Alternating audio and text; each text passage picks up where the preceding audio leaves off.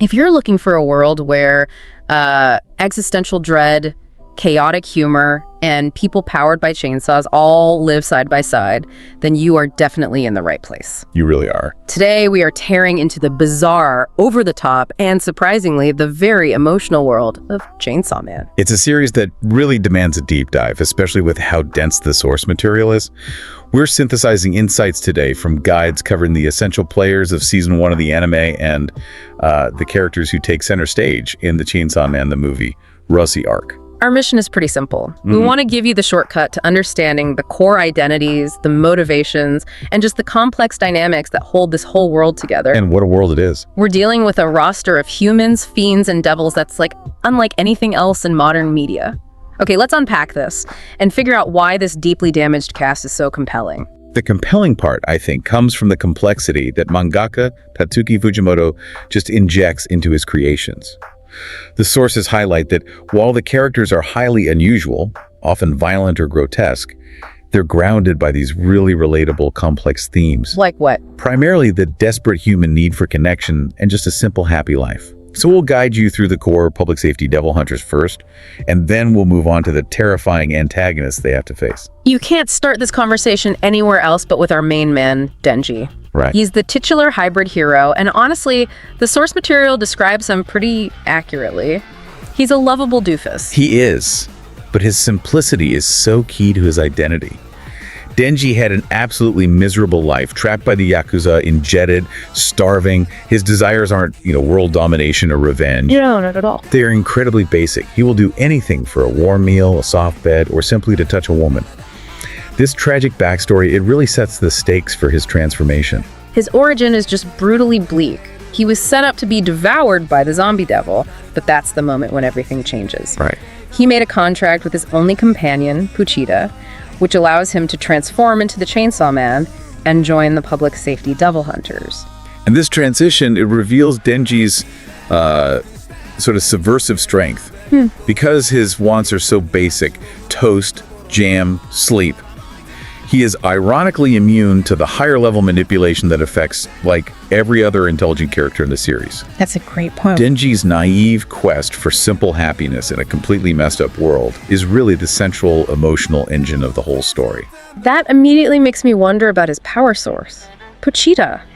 I mean, when we first meet this creature, it just looks like a cute, small dog with a tiny chainsaw handle sticking out of its head. It's almost adorable, yeah. He's so misleading. It is, and it's designed to be.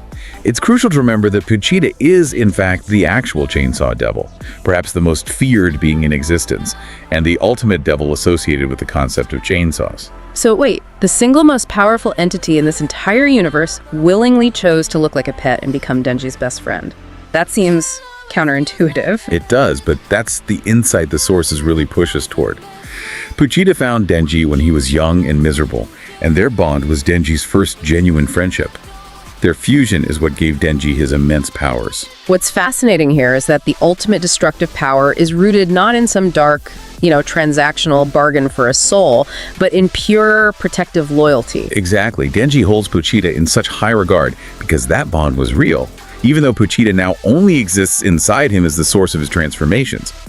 That genuine, if bizarre, connection is what sets the stage for everything that follows. And it makes Denji a uniquely dangerous hero. Simple motivations, fueled by unconditional friendship, yet possessing world-ending power. And given Denji's raw, unpredictable power, he immediately becomes a target for control, which brings us to the institutional power structure, specifically the unsettling Makima.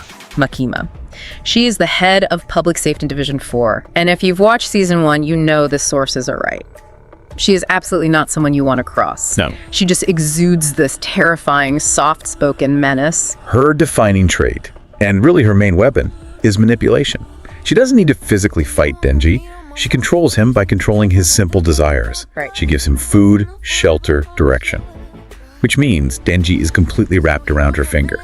She's brilliant at getting him to see things exactly her way, making her the perfect high-level antagonist. And her resilience is just baffling. I mean, she survives assassination attempts and returns with a vengeance, raising the constant chilling question throughout the early plot: what exactly is it that Makima wants, and how far is she willing to go? Her survival instincts and her power set, they clearly place her above standard human capability. For sure.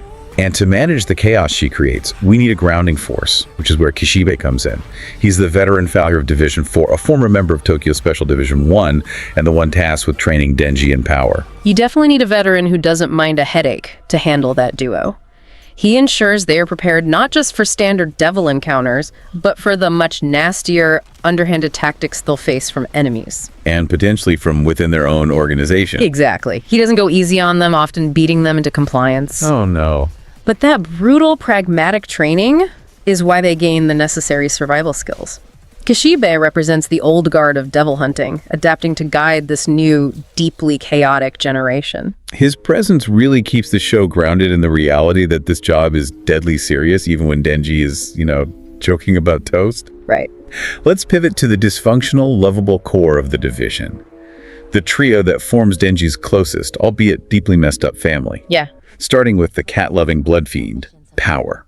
When we talk about power, we need a quick clarification, which the sources emphasize is critical to understanding the Chainsaw Man universe. Power is a fiend, not a devil. Okay, what's the difference? A fiend is a devil that has taken over a human corpse and is recognizable by unique features, like Power's horns. This makes her intrinsically linked to humanity, even though she is fundamentally a blood devil. And she embodies chaotic energy. She becomes a significant ally, forming a truly goofy friendship with Denji, which the sources note is one of the most fun parts of the series. Their dynamic didn't start that way, but after their shared trauma dealing with the Bat Devil, she starts to treat him more like a peer. She's a capable fighter, but so prone to overconfidence and just general violence. And yes, her hygiene and tendency to hoard objects make her one of the most comically awful roommates in fiction. And the necessary counterbalance to all this chaos, the long-suffering straight man, is Aki Hayakawa. Aki is the stoic anchor. He partners with Denji in power, and he lets them crash at his place. Despite them being a complete, messy handful, a close familial bond forms between the three of them, a chosen family that they didn't realize they needed. His motivation isn't a paycheck, it's raw vengeance. He hunts the gun devil because that being brutally killed his entire family, giving him this tragic, focused purpose. And he needs immense power to achieve that goal. He does. Which is why the details about his contracts matter. He uses contracts with multiple devils to boost his combat prowess. Specifically, he uses the Fox Devil, which lets him summon a massive fox head to devour or crush enemies, and later, the Future Devil. And what does that one do? It grants him limited precognition, the ability to see a few seconds into the future. These specific powers are essential tools for a man focused on tracking the fastest, most destructive devil known to man. We can't discuss Aki's early career without mentioning his initial partner, Himeno, who had a short but unforgettable stint. Unforgettable is an understatement. She gave Denji that infamously bizarre first kiss where she immediately vomited into his mouth. Oh. And Fujimoto often uses that kind of shocking, grotesque humor to mask genuine emotional vulnerability, and Himeno was really looking for a true connection with Aki. And her legacy is one of devotion. She ultimately sacrificed her entire body to the Ghost Devil to help Aki fight against Katana Man. That selflessness, even after the chaotic weirdness of her introduction, cements her as a truly fondly remembered character and a pivotal motivation for Aki moving forward. Sure. Now we look at two figures who react to the high stress of devil hunting in profoundly different ways. Let's start with Kobeni Higashiyama.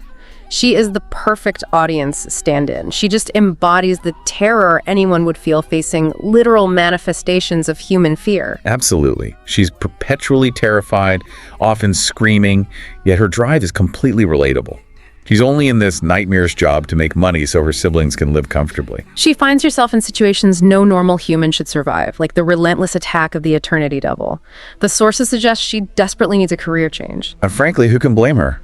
But the tension there is great, because despite her constant anxiety, she has flashes of sheer, unexpected capability. That's the key contrast. She may be terrified, but when faced with mortal danger, she can just lock in using incredible speed and combat skill. We see this when she faces down the combined threat of Katana Man and Akane Sawatari after the death of her colleague, Hirokazu Arai.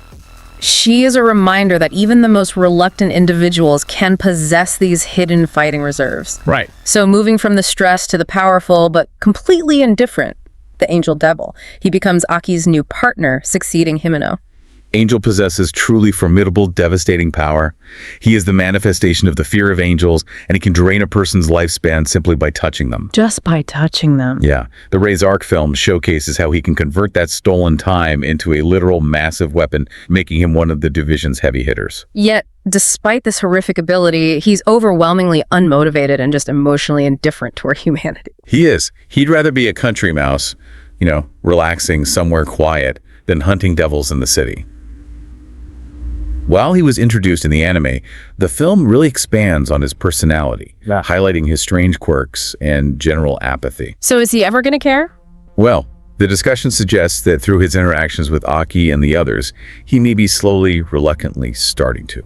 Let's shift our focus now to the major external threats that Denji and Division 4 face, starting with the main villain of Season 1, Katana Man. Katana Man is all about clear, immediate vengeance.